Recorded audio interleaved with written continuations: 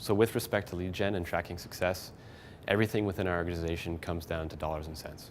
And the only metric that I really care about is revenue. And so we focus on helping our customers be more successful, and the metric we track out of that is upsells and new revenue generated from upgrades within the product.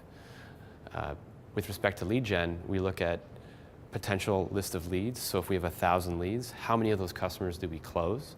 How long does it take to close them? And what is the revenue generated from that group of customers? And what does the pipeline look for them to upgrade and upscale their installations of Vidyard? And so it's very simple.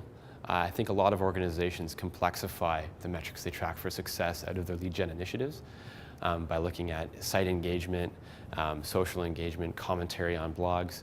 And that's all great and stuff you need to do to build the community, but ultimately it all comes down to that dollars and cents figure. And that's what business is all about. In a startup, you always have a clock ticking. And once that clock hits zero, you're out of money, everything's gone. All the work you put in is relatively useless outside of the experience that you've gained. And so we look for ROI on everything. And if something isn't returning on investment, we cut it. And we give it the time it requires by instinctively saying, okay, we need to kill this, and then giving it twice the time we thought it would require.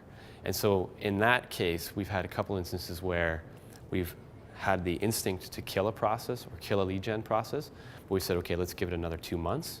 And just in that last 2-month period, it started working because we were tweaking and honing so fast. And iteration is really, really important. So if you're not seeing immediate ROI, you need to keep changing. And that's the concept of pivoting.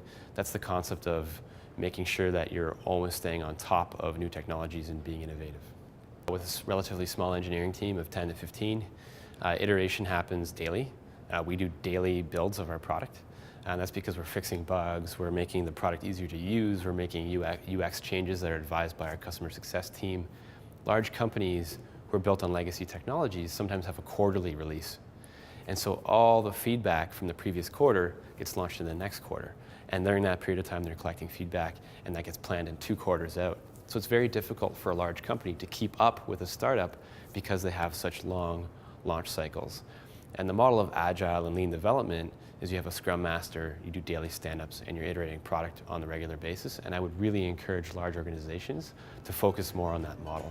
And their skunkworks teams need to be as agile as possible.